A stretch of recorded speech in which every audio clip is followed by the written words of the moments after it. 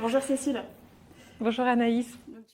Cécile, tu as 46 ans, tu vis à Nantes. Il y a 4 ans, tu as créé ta société qui s'appelle L'Art du Propre, C'est ça. avec des valeurs humaines très fortes. Dans ta boîte, les femmes de ménage sont toutes en CDI, bien payées, mieux traitées.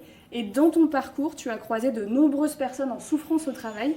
Est-ce que c'est bien résumé? C'est tout à fait ça, effectivement. On va d'abord s'intéresser à ce que tu faisais avant. Tu as travaillé pendant 4 ans comme adjointe de direction chez Orpea, le leader mondial des EHPAD, qui a depuis été atomisé par le livre de Victor Castanet, Les Fossoyeurs.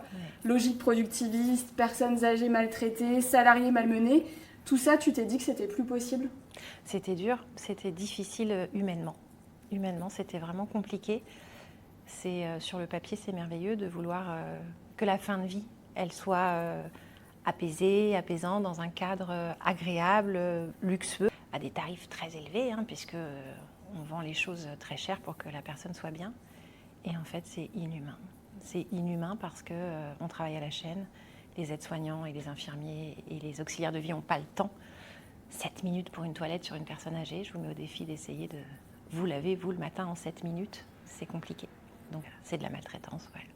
Et pour les salariés, ça en était aussi de la maltraitance? Ah oui, quand on choisit d'être aide-soignant ou infirmier, c'est pour faire du bien. Pas pour, et on n'a pas le choix d'être maltraitant. C'était de la douleur au travail, de l'anxiété à arriver en travail parce qu'on savait qu'on allait mal faire son travail. C'était difficile, c'était vraiment difficile. Donc les salariés étaient en souffrance, les familles et les personnes âgées aussi évidemment. Puis moi j'étais vraiment entre les deux.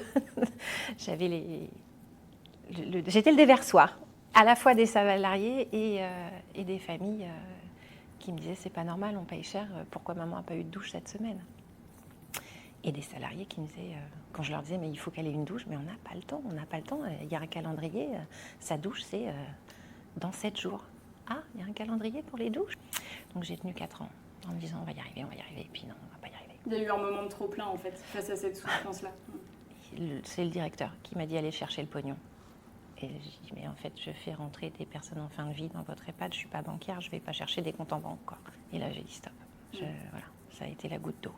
Et j'ai découvert le secteur du ménage comme ça, par le biais d'une mission intérim, un gros groupe, et j'ai découvert ce que c'était qu'être femme de ménage à domicile dans un grand groupe. Et quel constat t'en as fait justement? Que l'esclavage n'avait pas été aboli partout. Je me suis dit, tiens, c'est curieux, il me semblait que c'était une vieille loi. Et en fait, non, c'était difficile. Et en même temps, de l'insatisfaction des deux côtés. Et les salariés en souffrance qui se sentent exploités, qui sont mal payés, qui ne sont pas considérés. Et des clients insatisfaits qui disent, mais je paye un service que je n'ai pas. Je veux bien la payer plus cher.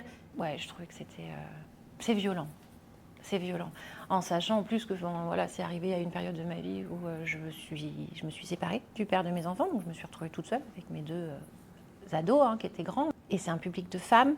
99,7%, ce sont des femmes qui font le ménage, souvent des femmes seules, avec enfants. Donc est-ce qu'il y a eu chez moi cette petite corde sensible qui a résonné en disant, il va falloir qu'on se débrouille encore, est-ce qu'on ne pourrait pas se serrer les coudes un petit peu? Et j'ai créé l'Art du Propre à ce moment-là avec ce que je suis, donc du respect, de l'engagement. Je crois profondément qu'on peut tous y arriver en se tirant tous vers le haut et qu'on n'est pas obligé d'écraser l'autre pour y arriver.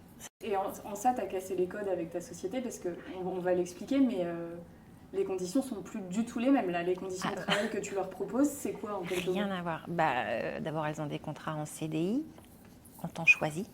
Moi, je les embauche à temps plein parce que j'ai tellement de demandes que si elles veulent un temps plein, elles ont un temps plein. Je m'adapte à ce qu'elles veulent. C'est parce qu'elles le souhaitent. Elles sont plutôt bien payées. Le premier tarif chez moi, c'est 12,30 € de l'heure. Donc on est au-dessus des tarifs qui se pratiquent on est au-dessus dans du les grandes SMIC. entreprises. On est déjà au-dessus du SMIC en arrivant à l'Art du Propre. Et après, on augmente très vite et très régulièrement. Le salaire le plus élevé chez moi, il est à près de 16 € de l'heure. Tu leur laisses du temps aussi pour faire le ménage. Tu dis, j'ai un peu rééduqué le client. Bah oui. On ne peut pas laver une maison en 2 heures. Quoi. Je mets les clients au défi de le faire. Alors, ils ont compris maintenant, et puis je pense que ça a fait son chemin. Et donc, même les nouveaux clients, ils savent. Ils disent oui, j'ai bien lu sur le site.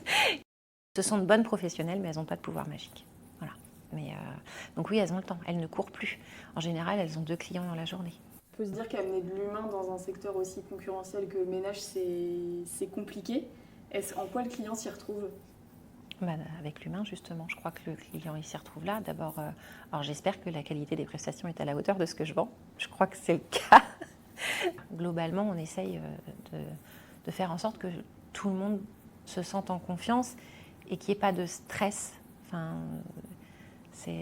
on parle beaucoup de la qualité de vie au travail et je crois que c'est important de se sentir accompagné.